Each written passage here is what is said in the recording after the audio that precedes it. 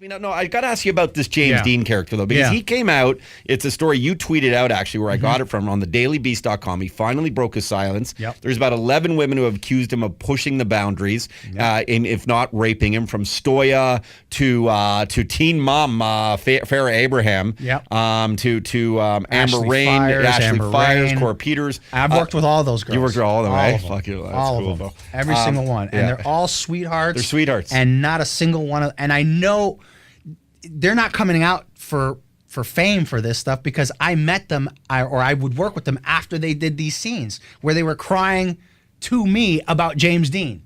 So as I'm not the guy that's going to point out this director's doing this or this director's doing that, because I've learned when you've been in a business for a long time, just being the finger pointer and having no one else have your back makes you look like a douchebag after Well, that's a while. any industry. That's Everybody any knows that. industry, I don't care right? if you're in the oil industry and there's a bunch of Exactly. people doing snaky things to get the IPO launch, and then it's not even a real fucking field that you're selling out there, or real oil or real fucking fertilizer, whatever it is. There's so many scams in this industry, and you stick to one team, and then the people that you're manipulating, you don't ever tell on them. You're not the tattletale. But you're protecting women here. That's why you don't mind talking about this. That's now. right. That's well, right. Good for you. Well, I will come out and either deny a story or I'll back it up, because I know the truth about all these people. I've partied with all of them. I know their personalities. I know what they've done on sets, and I know what they can get away with. What would they, why James Deen? Why would 11 women want to conspire against James Deen? Usually, the common denominator of it is him. There's a reason for it. It's not. Yeah. Now, do you think, because I read a tweet you wrote about a response, and why don't you explain your response first about the James Deen situation and the women, the response that you said? Well, basically, his response was, a lot of it was, I apologize if I went too far. First and foremost, if you have to apologize because you didn't know you went too far, you don't have the maturity to be performing in these kind of scenes in the adult industry. That's number one. If you don't have the sensitivity to know how the person that you're having sex with is feeling while you're doing these things to her, it's not for you, man. Get out of it. And if you're too intimidated by these directors who will keep saying, oh, just go, she's fine, we only have 5 more minutes, just keep going. If you don't have the guts to stand up and say, no, she's obviously uncomfortable, again, you shouldn't be doing that. So the way he's responding, he's not denying any of these allegations. He's basically saying, oh, they may be exaggerated or it's subjective by the way that you look at it. And that's where the big problem is. And that's why a lot of these girls don't end up coming out.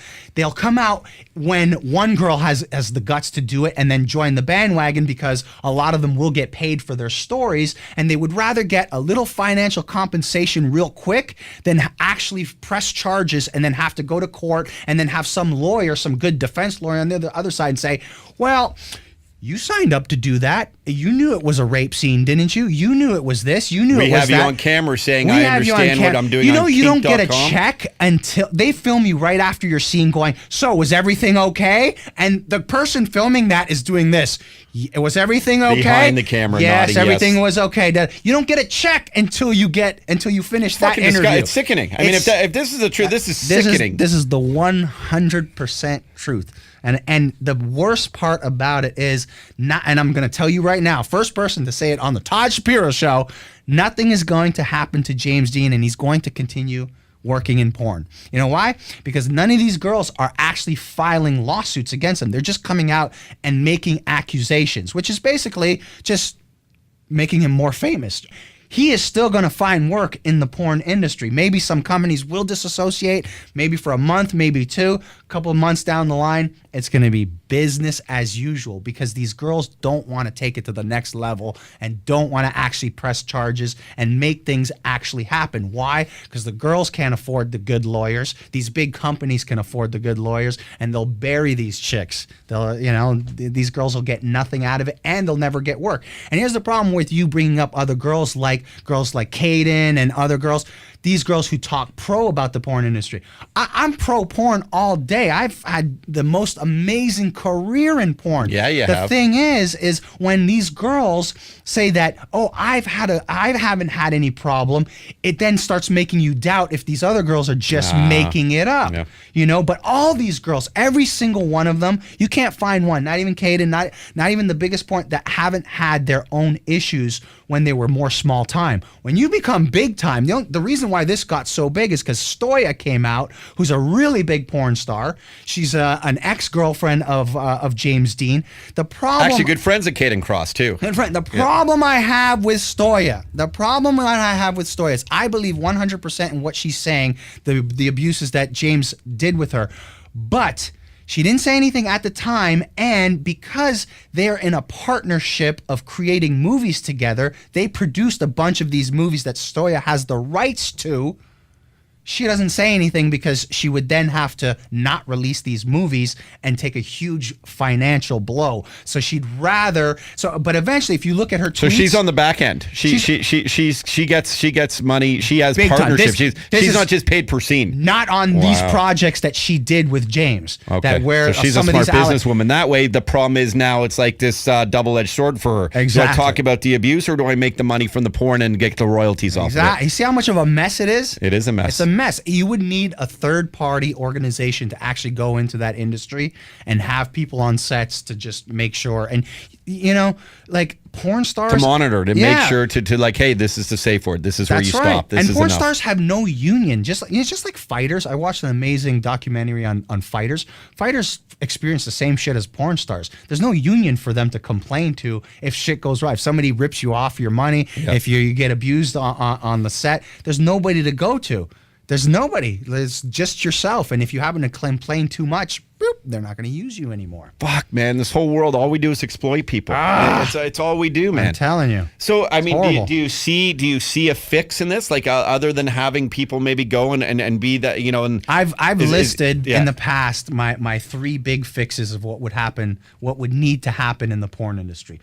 Number 1, tube sites would have to disappear. Okay. They would have to shut down all these free porn sites, because a big part of why girls are being taken advantage of is because the kind of money they're making, they have to either take it or not complain. Now, if they were like a real star, like they were making, $20,000, $50,000, $1 million a scene, you would see there would be a lot more respect for these girls. But because they're being paid a couple $100 and anybody's willing to do what they're willing to do these days, it's a big problem. I got to step in there, sorry, because I know you got a couple more reasons. That's, I think, the thing that amazes me. And I watch porn, man. And my wife knows I watch porn, and every guy watches porn, and every guy's wives should, or even boyfriend, should know that they're watching porn. It's just what Jay, do you watch porn? All day. Roddy? He's watching it now. Yeah. He thinks on his phone. But I guess what amazes me is a couple things, and then we'll get back to your other 2 things for the fixes of the industry. That the things they're doing, 1, and then 2, the nonstop amount of new beautiful women. I mean, like, women in porn these days are legitimately supermodels.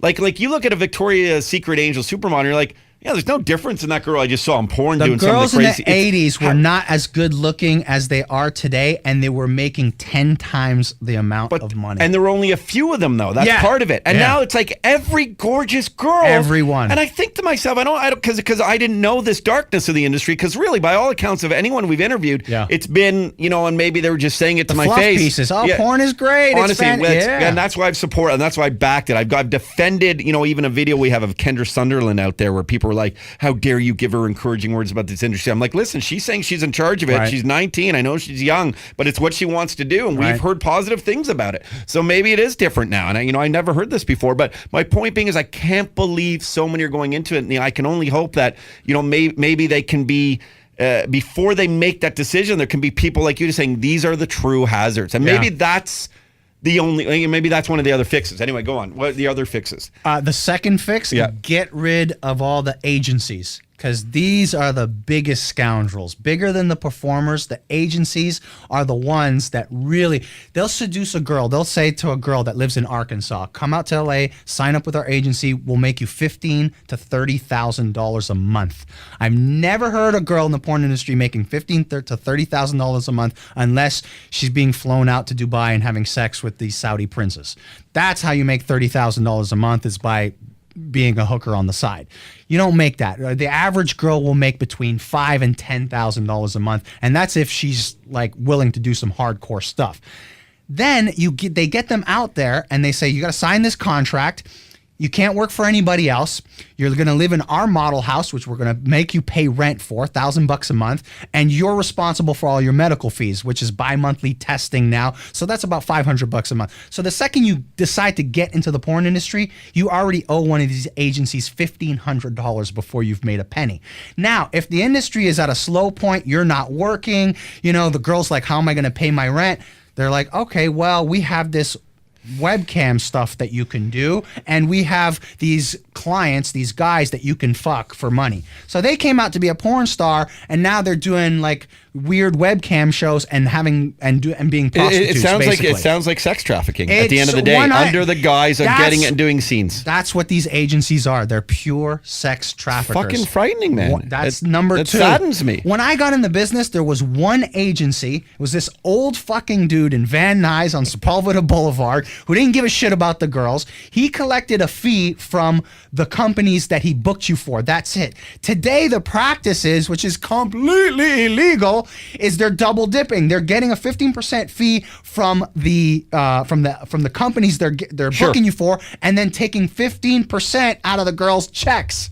Holy fuck. And then what they're doing is they're collaborating with these directors. This is how evil it is, and I don't mean to make it sound even more evil, but if the girls owe the agencies money, they call up the director and they say, okay, at the end of the day, you're not giving the girl the check. You're sending it to us. We're going to cash it. We're going to take her money. We're going to take whatever is owed to us, and then we're going to give it to her.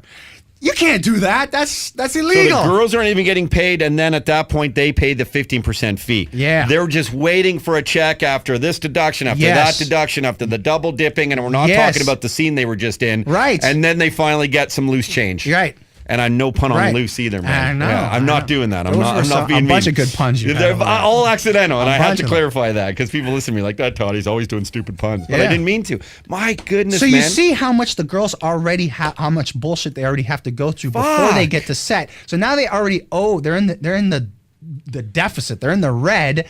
And now they're told to, okay, so you're going to do this scene, you're going to do it with this guy, and you're going to do an anal scene. Well, I wasn't told I was doing an anal scene.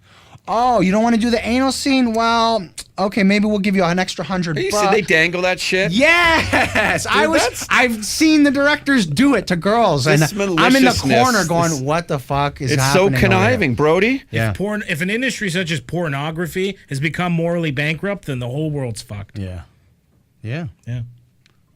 See, that was so deep, but coming from you, I don't know whether to laugh or to cry. I know, because it's hard, because we're always used to but this is a tough thing to make jokes about, right? It is. Making a joke. That's the thing, is that's what it is. It's really, really tough.